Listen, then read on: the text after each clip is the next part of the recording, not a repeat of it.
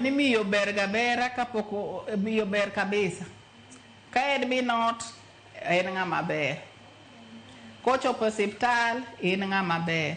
Kochopo kaliel ma in monego bed ni ibet kama ikonyo ji itimo service kasiwanda mano tin ng'ama ber. To kochopo kuma koro idwa kawo loch matendi ni mineno ga kata e bura, e od bura, mano koro eka in ng'ama ok ber ahinya. E siasa kae miwacho ni tend mine e community mine gi chuo riwre ma gitim gik moko mabeyo. E groups mwawasineno kata kuma tiego e community iyudo ka ginyalo timo telo gik mabeyo.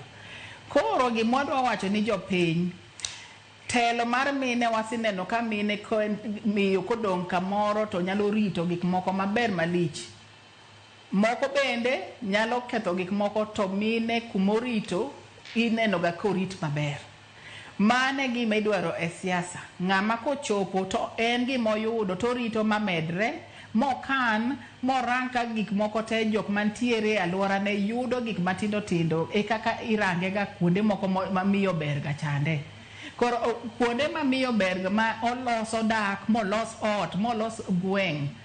Mane gimwadwaro samwadhi e siasa. Nikech tich bonyalo timo kuonde moko mopogre opogre go. Onyalo time nyaka kumentiere e siasa.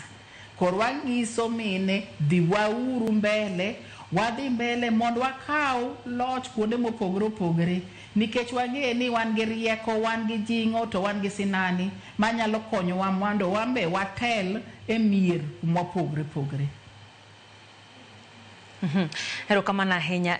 To ang'o minyal tim mondo mi olok paro ma jok madichuo thoro bedogo mar noni pononi mine omitelo to nitie ka ginyalo nyoro gi ahinya. Ere kamonjo bed ni girome.